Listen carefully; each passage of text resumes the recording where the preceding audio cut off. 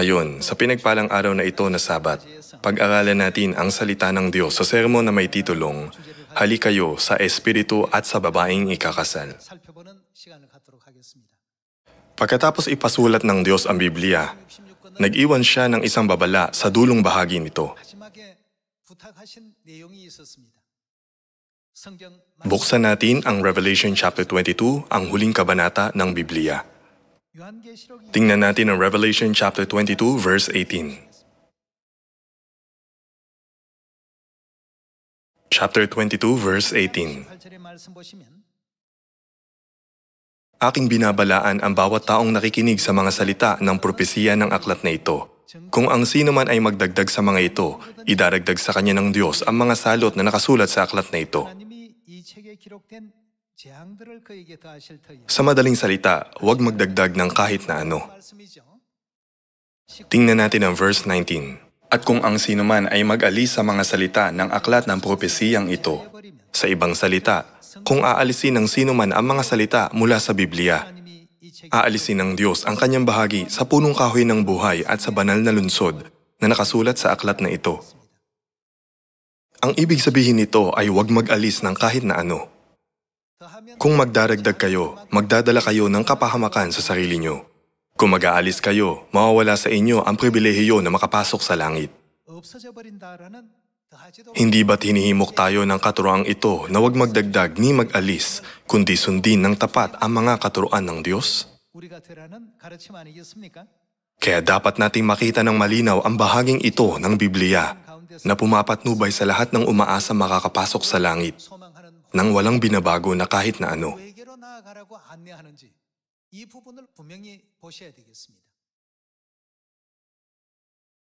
Sa mga araw ngayon, walang pamantayan ang mga tao para matukoy ang katotohanan mula sa kasinungalingan.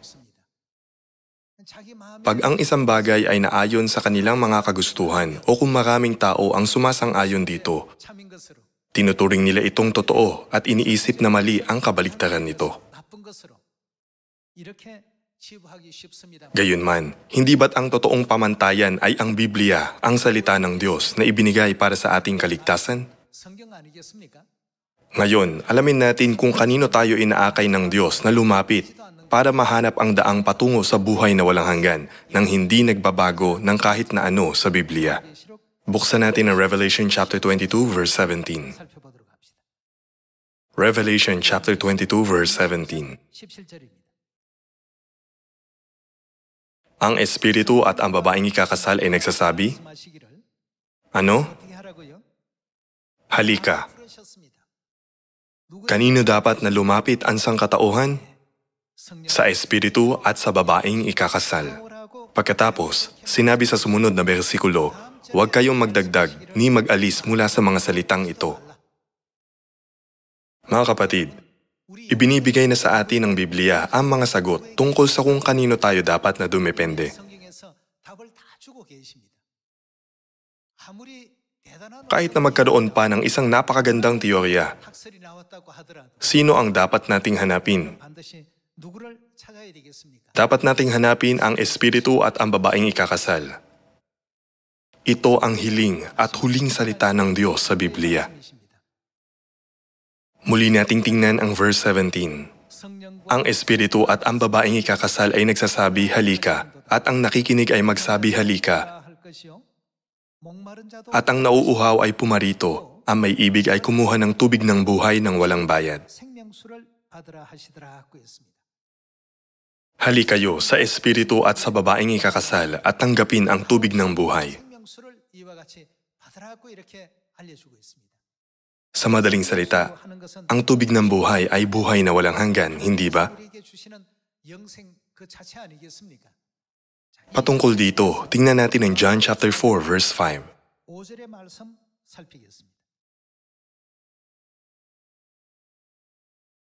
John chapter 4, verse 5.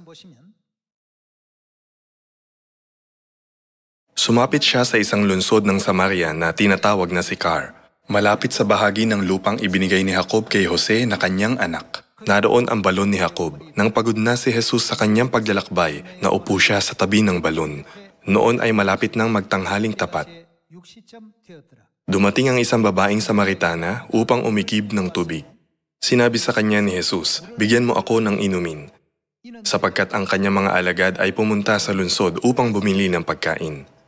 Sinabi sa kanya ng babaeng Samaritana, "Paanong nangyari na ikaw na isang Hudyo ay humihingi ng maiinom sa akin na isang babaeng Samaritana? Sapagkat hindi nakikisama ang mga Hudyo sa mga Samaritano."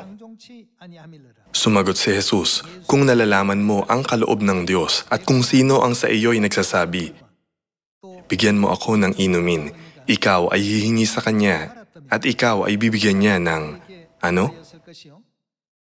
Tubig na buhay." Sa madaling salita, ito ang tubig ng buhay. Nakipag-usap si Jesus sa isang babae na nasa tabi ng isang balon sa isang nayon na tinatawag na Sicar sa Samaria. Kung nalalaman lang niya kung sino ang sa kanya'y nagsasabi, "Bigyan mo ako ng inumin," ano kaya ang gagawin niya? Siya ay hihingi sa kanya ng tubig ng buhay. Ito ang pinakamahalagang punto rito. Pumunta tayo sa verse 14. Tingnan natin ang verse 14. "Subalit ang sino mang umiinom ng tubig na aking ibibigay ay hindi na mauuhaw magpakailanman. Ang tubig na aking ibibigay sa kanya ay magiging isang bukal ng tubig tungo sa buhay na walang hanggan." Sa Revelation chapter 22 verse 17, ang Espiritu at ang babaeng ikakasal ay nagtatawag ng, "Halika." Ang sino mang nauuhaw ay kumuha ng tubig ng buhay. Sa John chapter 4, sinabi ni Jesus, "Kung nalalaman mo kung sino ang sa iyo'y nagsasabi, 'Bigyan mo ako ng inumin,' ikaw ay hihingi sa kanya ng tubig na buhay."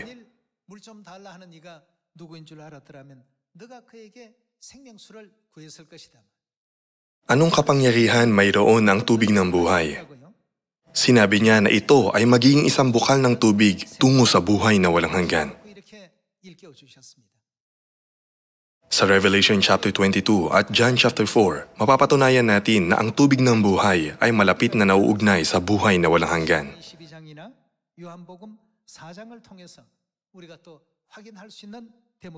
Sa Revelation chapter 22, nasusulat na ang Espiritu at ang babaeng ikakasal ang nagbibigay ng tubig ng buhay. Pero sa John chapter 4, si Jesus lang ang nagbibigay ng tubig ng buhay.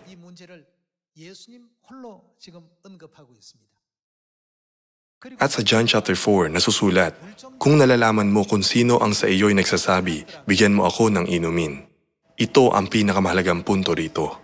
Tinuring ng babaeng Samaritana ang Diyos bilang isang ordinaryong estranghero.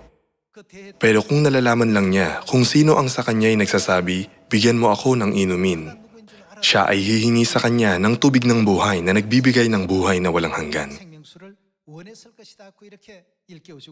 Pumunta tayo sa John chapter 7. John chapter 7 verse 37. Nang huling araw ng dakilang araw ng pista, si Jesus ay tumayo at sumigaw na nagsasabi, "Kung ang sino man ay nauuhaw, lumapit siya sa akin at uminom. Ang sumasampalataya sa akin, gaya ng sinasabi ng kasulatan, mula sa kanyang puso ay dadaloy." Ang ano? Ang mga ilog ng tubig na buhay. Kung ang sino man ay nauuhaw, lumapit siya sa akin at uminom. Sa Revelation chapter 22 verse 17, ang Espiritu at ang babaeng ikakasal ay nagsasabing, "Hayaan ang sino man na lumapit sa amin at tumanggap ng tubig ng buhay." Gayunman, sa John chapter 4 at John chapter 7, nasusulat na si Jesus lang ang mag-isang nagbibigay ng tubig ng buhay. Tingnan natin ang Isaiah chapter 49 verse 8.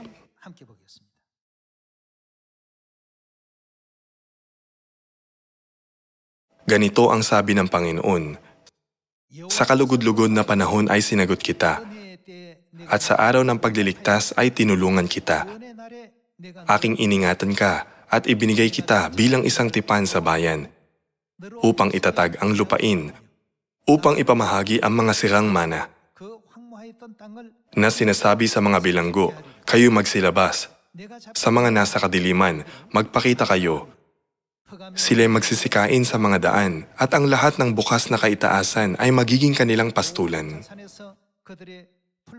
Verse 10, "Sila'y hindi magugutom. Ano pa? O mauuhaw man. At hindi rin sila mapapaso na may init na hangin, ni sasaktan man sila ng araw. Sapagkat siyang may awa sa kanila. Sino siya? Siya ang Diyos. Ang Diyos mismo, ang sa kanila ay papatnubay. At aakayin sila. Saan? Sa tabi ng mga bukal ng tubig. Dito, sino ang aakay sa sangkatauhan patungo sa bukal ng tubig ng buhay? Ang Diyos ang siyang aakay sa sangkatauhan patungo sa bukal ng tubig ng buhay.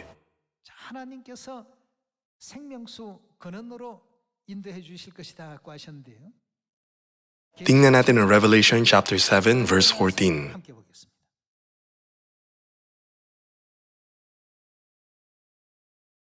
Revelation chapter 7 verse 14. Sinabi ko sa kanya, Ginoo, ikaw ang nakakaalam. At sinabi niya sa akin, ang mga ito ang nanggaling sa malaking kapighatian at naghugas ng kanilang mga damit at pinaputi ang mga ito sa dugo ng kordero. Kaya't sila'y nasa harapan ng trono ng Diyos at naglilingkod sa Kanya araw at gabi sa Kanyang templo. At siyang nakaupo sa trono ay kakanlungan sila. Sila'y hindi na magugutom pa. At ano? Ni mauuhaw man, ni hindi na sila tatamaan ng araw o ng anumang nakakapasong init. Sapagkat ang kordero na nasa gitna ng trono ay siyang magiging. Sino ang kordero? Siya ay si Jesus. Siya ay magiging ano? Pastol nila at sila'y papatnubayan. Patungo saan? Patungo sa mga bukal ng tubig ng buhay at papahiri ng Diyos ang bawat luha sa kanilang mga mata. Gaya ng nakikita natin, papatnubayan ng kordero ang mga maliligtas patungo sa mga bukal ng tubig ng buhay. Sa Isaiah chapter 49, verse 8 hanggang 10, naisulat na aakayin sila ng Diyos patungo sa mga bukal ng tubig. Pareho ang mensaheng nilalaman nito. Sa Revelation chapter 22, ang espiritu at ang babaeng ikakasal ay sumisigaw ng, ang sinumang nauuhaw ay pumarito sa amin. Pero ayon sa John chapter 4 at chapter 7, sino ang nagbibigay ng tubig ng buhay sa sangkatauhan? Sinasabi na si Jesus lang mismo ang nagbibigay nito. Sa Revelation chapter 22, nasusulat, ang espiritu at ang babaeng ikakasal ang magbibigay ng tubig ng buhay. Kung gayon, sino ang babaeng ikakasal? Tingnan natin ang Zechariah chapter 14 para makita kung paano nilalarawan ng Biblia ang bukal ng tubig ng buhay. Zechariah chapter 14. Tingnan natin ang verse 7. At ito'y magiging isang araw na nalalaman ng Panginoon, hindi araw at hindi gabi, ngunit mangyayari na sa gabi ay magkakaroon ng liwanag. Sa araw na iyon ay aagos mula, saan? Sa Jerusalem. Sa ibang salita, ang bukal ng buhay na tubig ay ang Jerusalem. Sa araw na iyon ay aagos mula sa Jerusalem ang buhay na tubig. Kalahati niyon ay sa dagat sa dakong silangan. At kalahati niyon ay sa dagat sa dakong kanluran. Iyon ay magpapatuloy sa tag-init at sa taglamig. Ipinapaunawa sa atin ng Isaiah chapter 49 at Revelation chapter 7. Napapatnubayan ng Diyos ang kanyang bayan na mga maliligtas patungo sa bukal ng buhay na tubig. Papatnubayan tayo ng Diyos Ama patungo sa Jerusalem, ang bukal ng buhay na tubig sa panahong ito. Ibig sabihin, ipapaalam niya sa atin kung sino ang Jerusalem. Dahil dito, nasusulat sa sulat kamay na tala ni Ama na, sinunod ni Eliseo si Elias, sinunod ni Josue si Moises, sinunod ni Pedro si Jesus, at ako ay sumusunod kay Ina. Kanino niya tayo pinapatnubayan? Sino ang bukal ng tubig ng buhay? Hindi ba't pinapatnubayan niya tayo patungo sa makalangit na inang Jerusalem? Sa araw na iyon ay aagos mula sa Jerusalem ang buhay na tubig. Kalahati niyon ay sa dagat sa dakong silangan at kalahati niyon ay sa dagat sa dakong kanluran. Itinuturo sa atin ng Biblia kung sino ang bukal ng tubig ng buhay. Tingnan naman natin ngayon sa Galatians chapter 4 verse 26 kung sino ang Jerusalem. Galatians chapter 4 verse 26.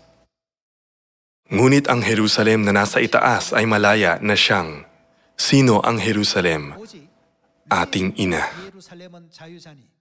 2,000 taong nakalilipas sa isang bayang tinatawag na Sikar, sinabi ni Jesus, kung nalalaman mo ang kaloob ng Diyos, at kung sino ang sa iyo'y nagsasabi, bigyan mo ako ng inumin, ikaw ay hihingi sa kanya at ikaw ay bibigyan niya ng tubig na buhay. At pag tiningnan natin ng Revelation chapter 22 verse 17, makikita natin na ito ay tumutukoy sa Espiritu Santo.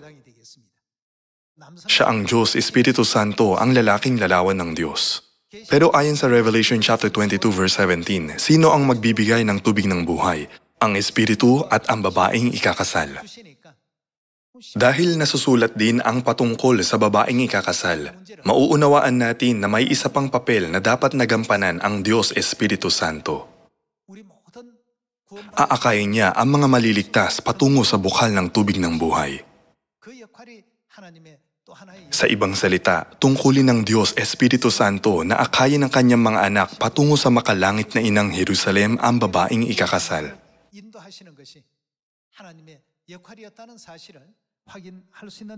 Sa Zechariah chapter 14, nasusulat, sa araw na iyon ay aagos ang tubig ng buhay mula sa Jerusalem. Ayon sa Galatians chapter 4, sino ang Jerusalem? Ang Jerusalem na nasa itaas ay malaya, na siyang ating ina. Ang pinakadahilan kung bakit pumarito ang Diyos Ama sa lupa sa ikalawang pagkakataon ay para ipaalam sa kanyang mga anak ang tungkol sa Diyos Ina, ang bukal ng tubig ng buhay. Sa sulat kamay na tala ni Ama, isinulat niyang, ako ay sumusunod kay Ina. At sa John chapter 13 verse 15, sinabi niyang, sapagkat binigyan ko kayo ng halimbawa upang gawin din ninyo ayon sa ginawa ko sa inyo, para ipaunawa sa atin na dapat tayong sumunod kay Ina. Kaya dapat nating mapagbiyaya na sundin ang mga katuruan ng Diyos at ang Ebanghelyong pinangungunahan ni na Ama at Ina. Kung gayon, ano ang dapat nating gawin sa panahong ito? Tingnan natin ang Isaiah chapter 62 verse 6.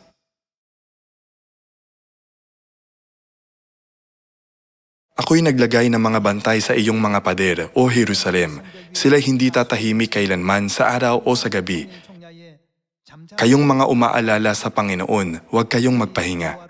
At huwag ninyo siyang bigyan ng kapahingahan hanggang sa maitatag niya at gawing kapurihan ang Jerusalem. Sino ang kanyang itatatag? Ang Jerusalem. Ayon sa Galatians chapter 4, sino ang Jerusalem?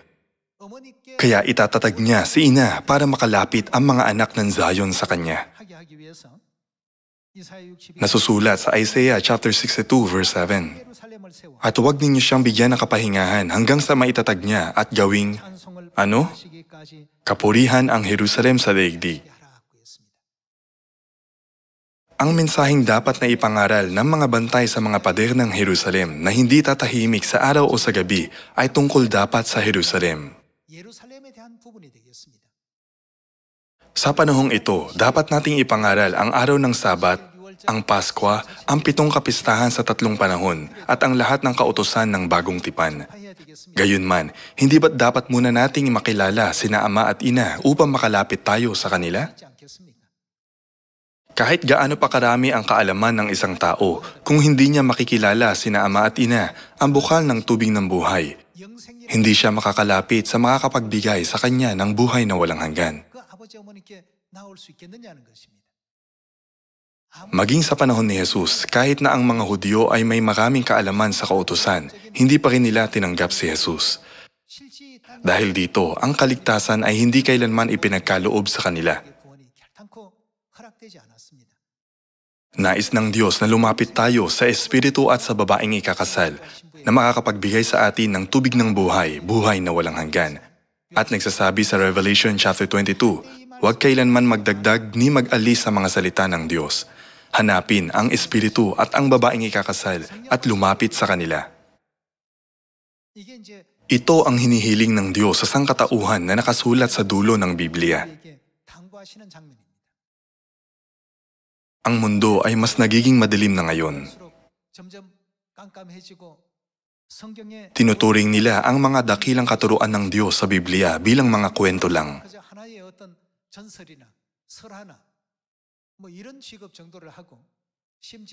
Sa ilang bansa sa Europa, parami ng parami ang mga hindi naniniwala sa Biblia.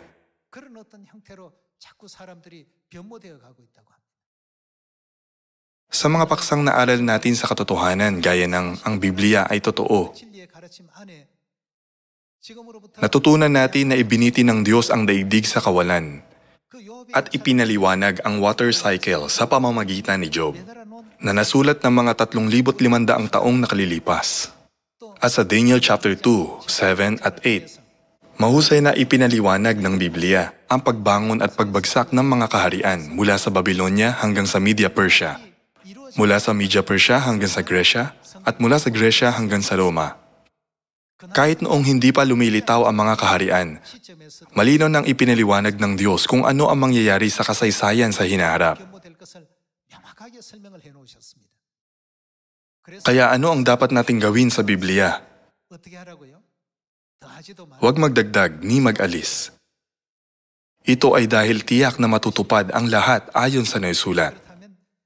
Kung gayon, sino ang dapat na hanapin ng mga tao sa mundong ito? Dapat natin silang akayin patungo sa Espiritu at sa babaeng ikakasal, at dapat nating ipangaral ang kaluwalhatian ng Jerusalem sa Samaria at hanggang sa kaduluduluhang bahagi ng lupa.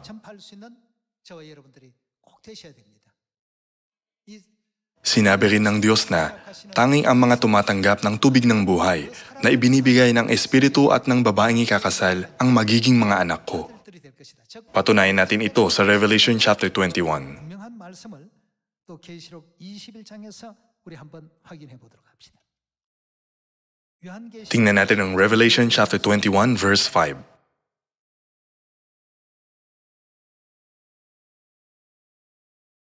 At sinabi ng nakaupo sa trono, masdan ninyo, ginagawa kong bago ang lahat ng mga bagay.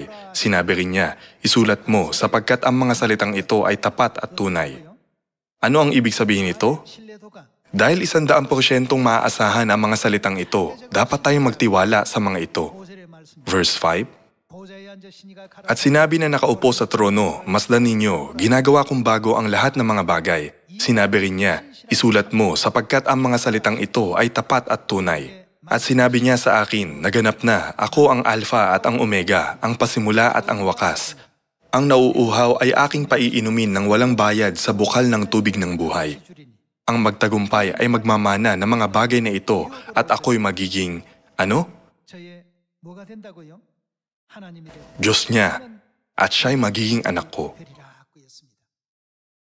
Ano ang mangyayari sa mga lalapit at may pananampalataya sa Espiritu at sa babaeng ikakasal na bukal ng tubig ng buhay?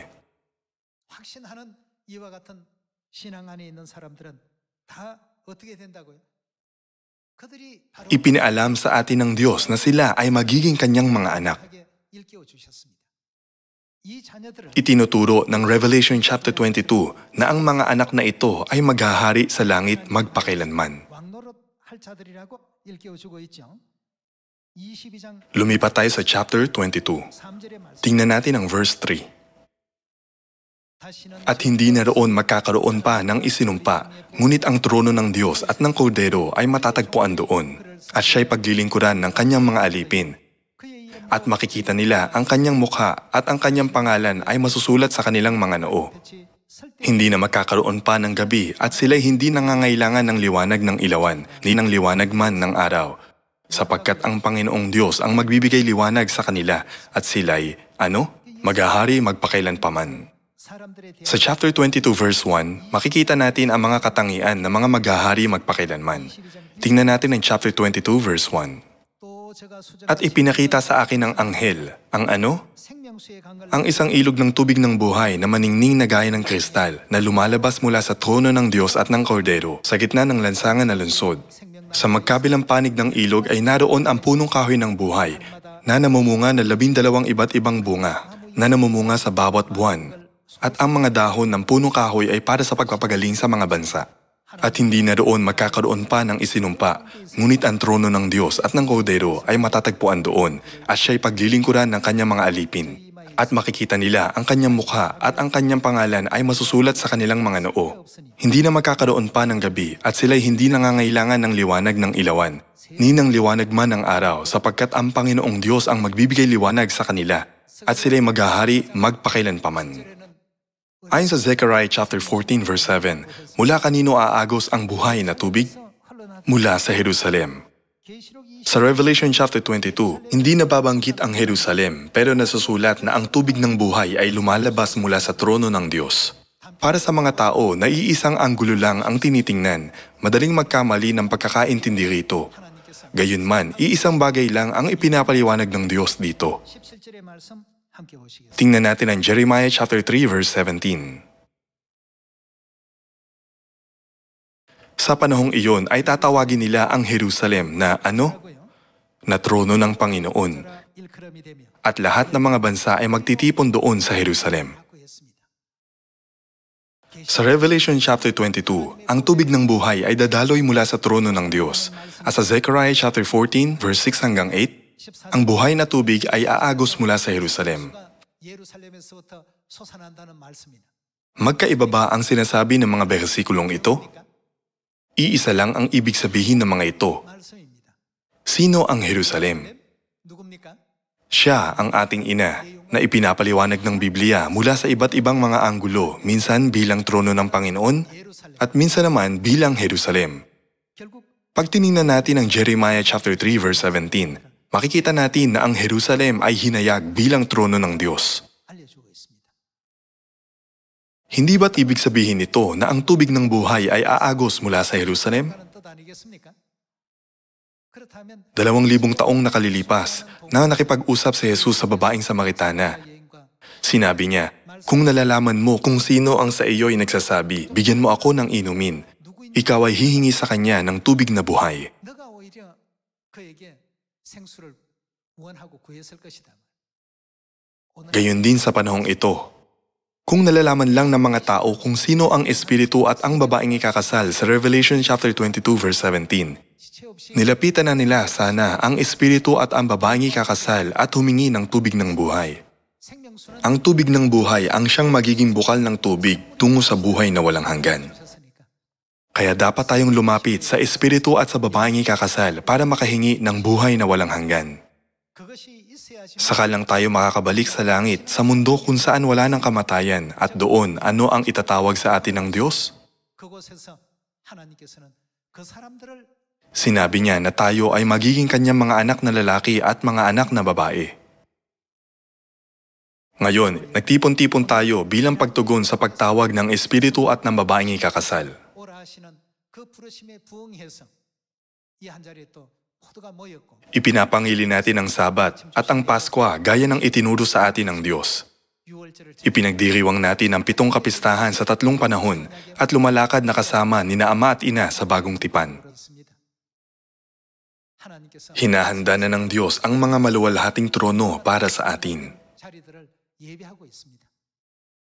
Hindi natin kailangan bigyang pansin ang mga kwento na gawa-gawa lang ng ibang tao. 이런 얘기에는 우리가 흥미를 가질 필요가 없습니다. Umaasa ako na mamumuhay tayo ng mas pinagpala, produktibo at puno ng pag-asa at pananampalataya sa pangako ng Diyos. 활차게 또 희망차게 살아갈 수 있는 저와 여러분들이 꼭 되었으면 좋겠습니다. Binigyan tayo ng makalangit na Ama at makalangit na Ina ng pag-asa. 항상 Hindi ba't dapat tayong magbigay ng pasasalamat at papuri sa kanila? 해야 되지 않겠습니까? 그리고 Ngayon, hindi maganda ang takbo ng ekonomiya at maraming di kanais-nais na sitwasyon. 사람들의 어떤 Nabubuhay tayo sa isang panahon kung saan mahirap ang buhay ng mga tao. 우리가 살고는 있지만 우리의 Gayunman, ang buhay na ito ay hindi ang lahat-lahat, hindi ba? 잠시 잠깐 이 세계를 거쳐 Iniisip ang langit na pupuntahan natin pagkatapos ng pansamantalang mundong ito.